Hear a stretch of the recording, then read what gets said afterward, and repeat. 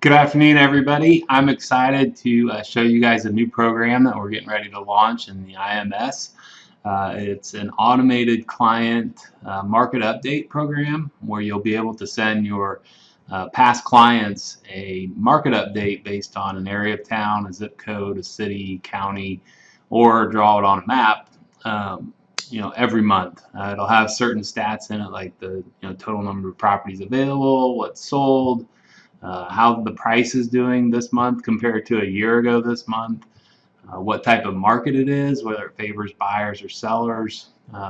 Pretty excited about this because a lot of people have asked for it, and it's just another way for you to stay in touch with your past clients or your sphere, or even some people that haven't bought yet. So we'll get right into it. What it's going to look like in an email. You can't see this very well, and I'm going to show you how to set it up so you can test it and look at it yourself on your phone, because that's where 90% of our emails are getting opened right now. But it's going to have a list of stats in it. It's going to have your picture, the title of the update at the top, our logo. It'll have 5 recently listed properties in that area, recently pended properties, and recently sold properties. Everything will link back to your agent website, so it's a good way to keep your name in front of your past clients.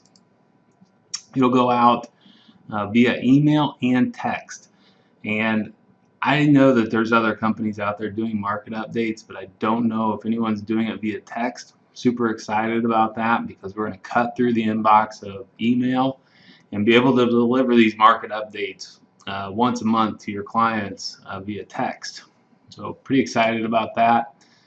The link in the tech opens up a page on your website, your agent website, that looks exactly like the email. I know this is going to be a question. It's going to come from a toll-free number that we're assigning per market. You don't need to worry about what number it is or anything else. If somebody replies to the text, we'll forward their reply to you via text, so you'll get that and be able to easily reply back. A couple areas of this.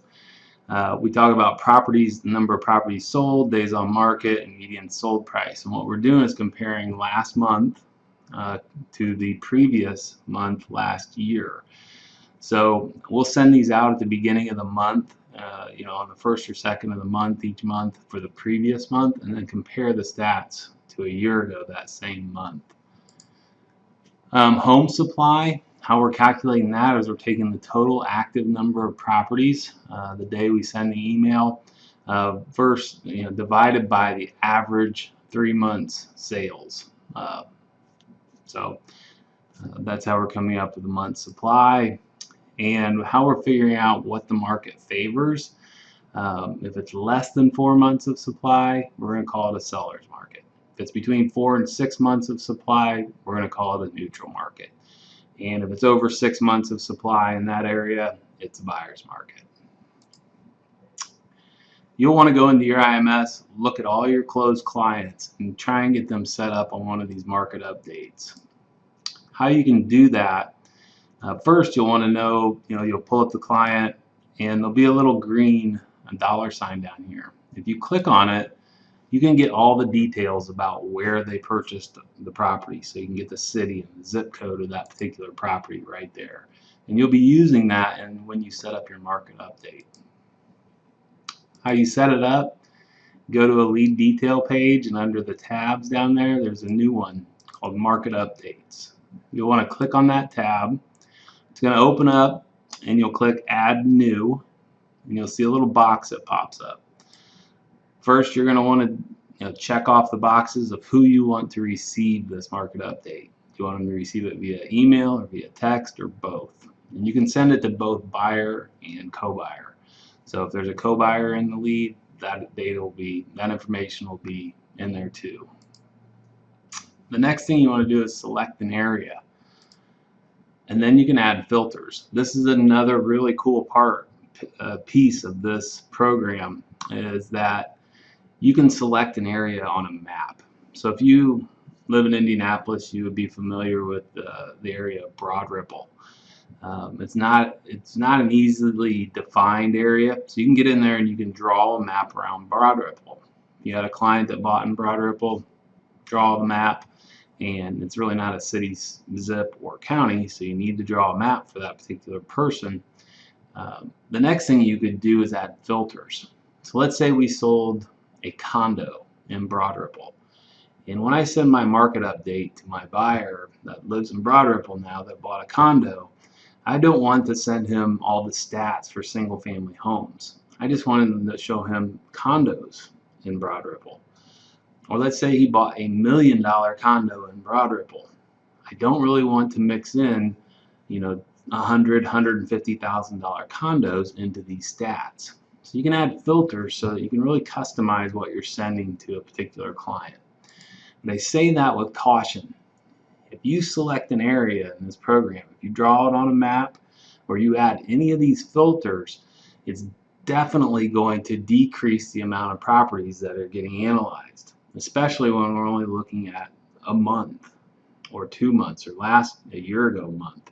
So you want to make sure you have enough properties to analyze so that when these go out every month, that they're getting something meaningful.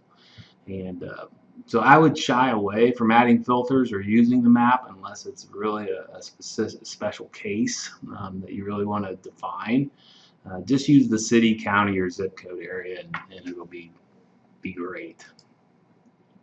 Click Save on that particular box. It's over there on the left-hand corner down there. Click Save and you're done. And now you've got a market update set up on the 1st or 2nd of the month. The next following month, your client's going to get an email and a text with their market update. There's also a preview button in that box. And what that allows you to do is look at the stats.